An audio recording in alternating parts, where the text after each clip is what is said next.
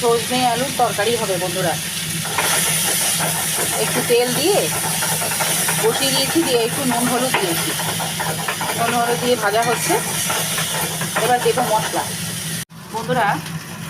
এখানে আছে 4 কোয়া রসুন, 1 চামচ সর্ষে, মানে সাদা সর্ষে দিচ্ছি, তোমরা কালো সর্ষে দিতে পারো। কি হয়, কালো সর্ষেতে না গ্যাস হয়, তো সেই কারণে আমি সাদা সর্ষে ব্যবহার করি।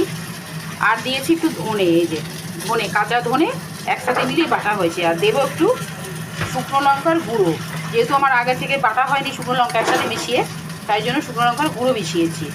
তো তোমরা শুকনো লঙ্কা, ধনে, সর্ষে একসাথে মিশিয়ে বাটবে, কেমন? এবারে দিয়ে দেবো, এটা মিক্স করে নিলাম, এটা মিক্স করে নিলাম। এবারে মশলাটা দিয়ে দেওয়া হচ্ছে বন্ধুরা, দিয়ে এবারে কষানো হবে, এটা পুরো কষানো হবে।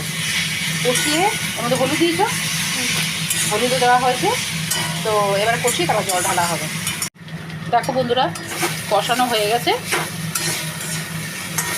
দিয়ে এবারে দেব জল।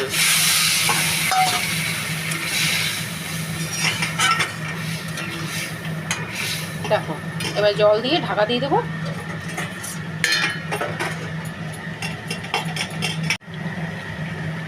বন্ধুরা, আলাদা করে ফোড়ন তৈরি করে নিয়েছি। ফোড়নে আছে সর্ষে, শুকনো লঙ্কা, তেজপাতা। যেহেতু আগে দেওয়া হয়নি, ভুলে গেছিলাম, তাই ফোড়নটা করে দিলাম।